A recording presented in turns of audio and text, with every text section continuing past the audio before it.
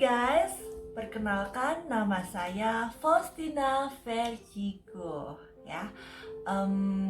Sebetulnya Faustina itu adalah nama baptis saya. Nama asli saya Vergi. Nah, mungkin teman-teman biar lebih gampang, lebih mudah panggil aja saya F gitu ya, karena depannya F Faustina dan F Vergi-nya sama.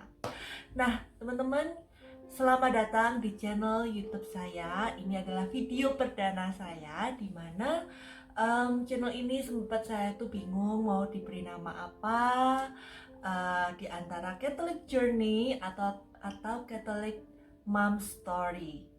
Dan akhirnya berkat tuntunan Roh Kudus saya memutuskan untuk memilih Catholic Mom Story ya.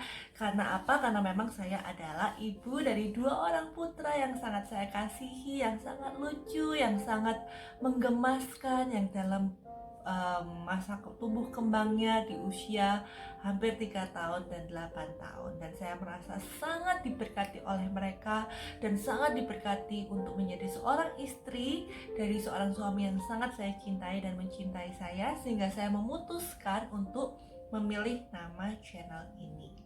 Nah, tapi kali ini kita nggak membahas tentang nama channelnya, tapi memang sesuai namanya saya akan berputar tentang kehidupan Katolik saya, perjalanan iman saya, juga sebagai seorang istri, seorang ibu, dan ya, it's story of my faith journey ya, it's a pilgrimage ya. Ini adalah persiarahan saya, dimana saya memang dibaptis secara Katolik itu dibaptis dewasa teman-teman ya, tepatnya di 2011.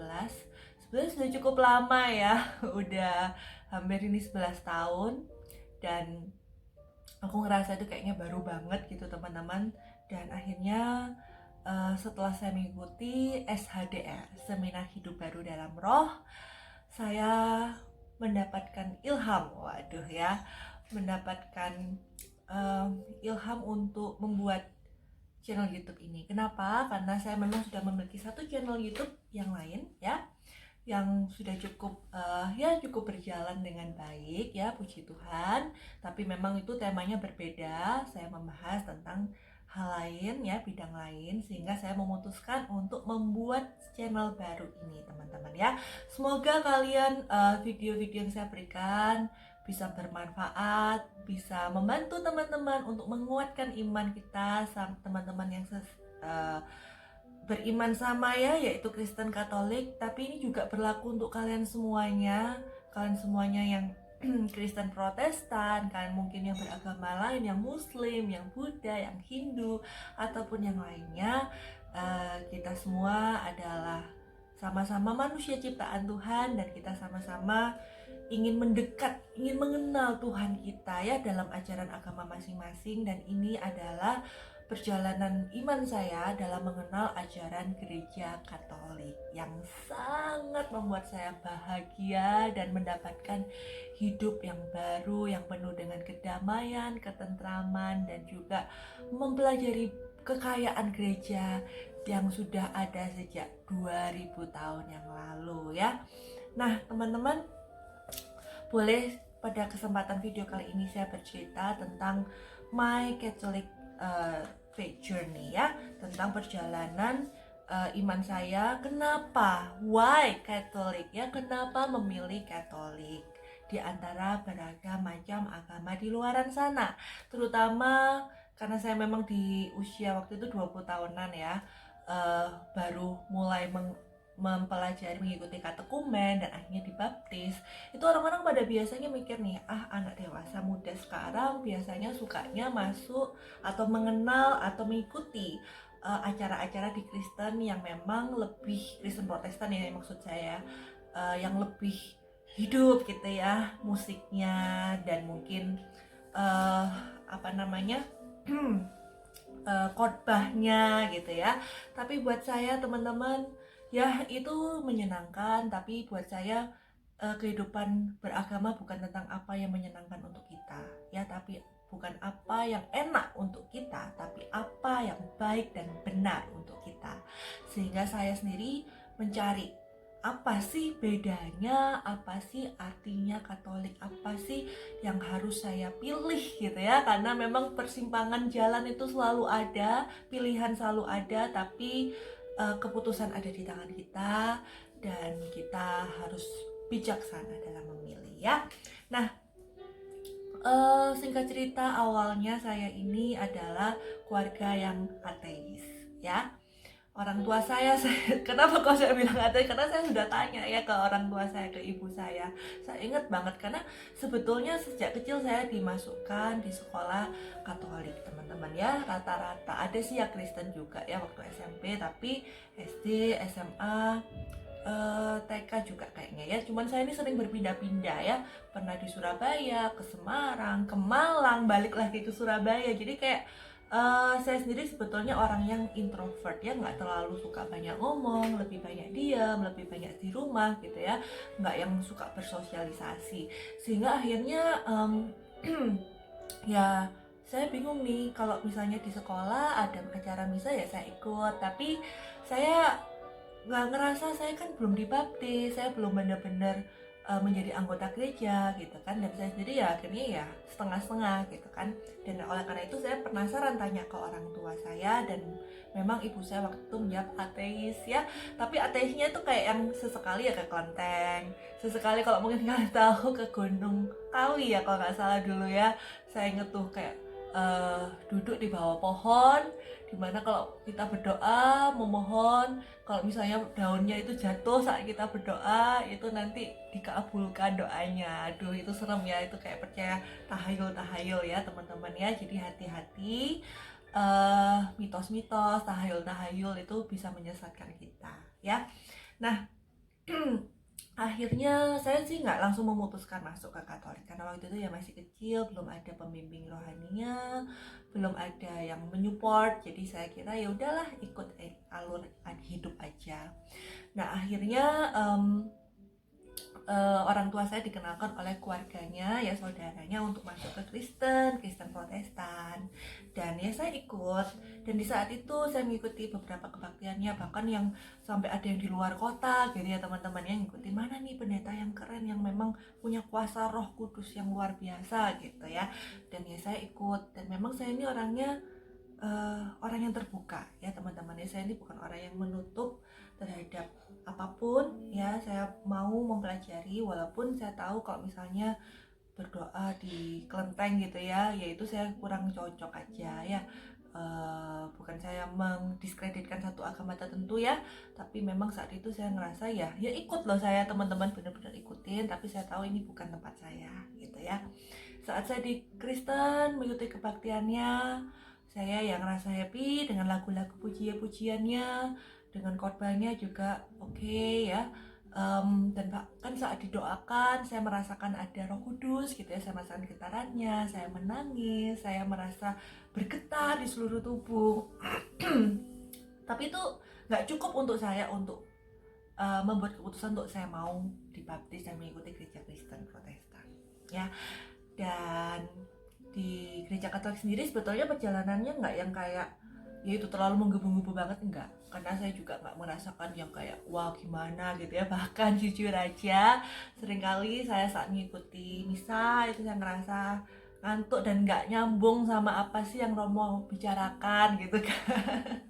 Kadang bukan karena apa ya, karena jaraknya jauh kan, misa itu biasanya banyak banget, kita biasanya jauh di belakang atau bahkan di luar gereja, kalau udah penuh di dalam itu kayaknya yang diomongin tuh nggak denger, nggak jelas, jadi akhirnya ya nggak masuk gitu kan. Tapi ya saya tetap ngikutin, saya tetap ngerasa ya ada yang menarik saya, walaupun saya nggak mendengar sesuatu atau kayak gimana merasakan sesuatu yang kuat, perasaan yang kuat, tapi ada suatu kedamaian, ketenangan yang saya rasakan. Dan akhirnya saya memiliki seorang pacar ya waktu itu di SMA, yang memang dia itu sangat ya kita sama-sama di sekolah Katolik yang tadi saya bilang, tapi dia itu seorang Katolik yang taat ya keluarganya, sehingga membuat saya lebih rajin lagi ke gereja setiap minggunya. Biasanya kan kalau ngikutin sekolah aja, dan saya mulai belum benar-benar merasakan yang tadi, ketertarikan yang lebih saat mendengarkan lagunya, walaupun nggak yang menghentak-hentak yang terlalu kayak gimana, tapi saya tetap happy, tetap fun. Bahkan saya biasanya kayak bergoyang-goyang sendiri tanpa sadar gitu teman-teman. Dan bahkan saya ingat banget ditegur sama teman SMA saya, ngapain sih Ji kamu kok gitu goyang-goyang badannya. Padahal ini kan bukan lagu yang menghentak, tapi ya itu memberikan sukacita buat saya. Nah, lalu ya saya jadi malu sih. Jadi akhirnya saya kayak rada was-was, walaupun saya menyanyi tapi saya kayak menahan diri gitu ya. Nah, lalu saya akhirnya kuliah. Saya udah nggak bersama lagi pacar saya itu. Saya menemukan pacar saya, pacar seumur hidup saya, yang menjadi suami saya sekarang, yang memang berasal dari keluarga Kristen Protestan juga ya. Nah, tapi saya udah mulai lebih mencintai gereja Katolik. Saya mulai rutin mengikuti adorasi, saya menghidupi adorasi saya sangat-sangat mencintai sakramen Maha Kudus di sana. Saya benar-benar bisa memberikan keluh kesah saya bisa berdoa dengan penuh kekusyukan, dan saya mengikuti misa walaupun saya belum dibaptis, sehingga saya nggak belum menerima komuni ya saat itu. Tapi saya ingat banget di satu titik, di saat saya di salah satu gereja katedral di Malang ya, itu pertama kali saya tuh memberanikan diri untuk menerima berkat Kristus, karena saya waktu itu ngerasa ya udah aku kan belum katekumen, belum dibaptis, ya udah saya nggak usah maju. Tapi saya kayak memberanikan diri, ya kenapa nggak saya terima berkat walaupun belum menerima tubuh dan darah Kristus yang sesungguhnya. Dan saat diberi tanda salib dan diberi berkat oleh Romo, itu saya benar-benar ngerasa ada getaran. Dan buat saya itu langsung nangis teman-teman ya. Saya merasakan Tuhan mencintai saya, Tuhan mengasihi saya, Tuhan memanggil saya, sehingga akhirnya saya mengikuti katekumen. Dan pacar saya saat itu ya saya memang nggak kayak secara langsung ayo ikut aku ke Katolik, tapi dia sendiri yang memang ya mungkin puji Tuhan ya mendapatkan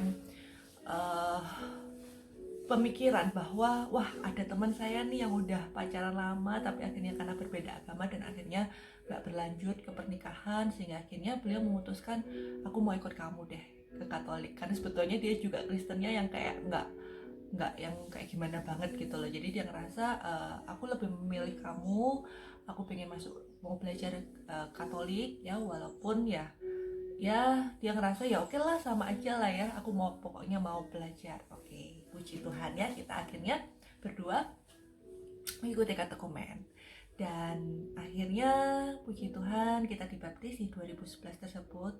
Kayaknya saat Paskah deh, pokoknya kalau nggak Paskah Natal aku lupa ya guys. Tapi itu saat-saat yang membahagiakan sekali, menjadi titik balik dalam hidup kita karena kita diselamatkan oleh sakramen baptis ya. Teman-teman harus tahu saat kita menerima sakramen baptis yang benar ya. Kenapa aku bilang nggak benar ya, bukannya saya mendiskreditkan yang lain, tapi kalau memang kita dibaptis dalam nama Allah Bapa, Allah Putra, dan Allah Roh Kudus, di gereja Kristen lain itu juga sah ya. Tapi kalau di gereja Katolik memang benar-benar ini memiliki apa ya teman-teman ya, sudah memiliki rekam jejak itu ribuan tahun teman-teman ya, sudah memiliki tradisi yang sangat-sangat kental, kuno, dan sudah itu tadi ribuan tahun, dan benar-benar biblikal itu sesuai dengan Alkitab ya.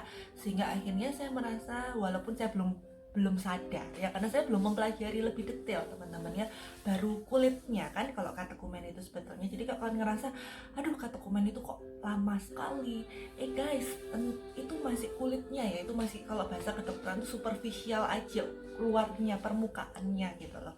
Kalian harus mengupas lagi lebih dalam ya. Bahkan ada salah satu mentor saya mengatakan kalau kita itu mempelajari sesuatu itu lakukan seperti prinsip sapi yang memamah biak. Apa maksudnya memamah biak? Memamah biak itu, sorry ya tenggorokan saya agak gak enak. Memamah biak itu kalau sapi kita tahu ada punya 2 atau 3 lambung ya. Jadi dia itu habis dikunyah, dimasukkan ke lambung, dia muntahkan lagi. dan dia kunyah lagi, dan dia masukkan ke lebih halus kan akhirnya karena sudah kena asam lambung yang pertama, dia kunyah lagi masuk ke lambung kedua dan berikutnya, sehingga benar-benar itu sarinya terserap dengan maksimal, dengan baik. Nah oleh karena itu kalau kita kepingin supaya bisa maksimal, lakukanlah seperti itu teman-teman. Jangan cuman ke dokumen, tapi pelajari lebih dalam, kenali apa itu iman Katolik, apa itu iman yang dikatakan satu, kudus, Katolik, dan apostolik, apa artinya. Karena semakin Anda dalam mempelajarinya, semakin Anda bangga, semakin Anda cinta, dan semakin menguatkan iman Anda. Nah guys, ini sudah 15 menit, gak kerasa banget ya kita ngobrol. Supaya kalian gak bosen, aku buat masuk ke sesi yang kedua dari Why Katolik Perjalanan Iman dari Faustina Vertigo. Oke, see you.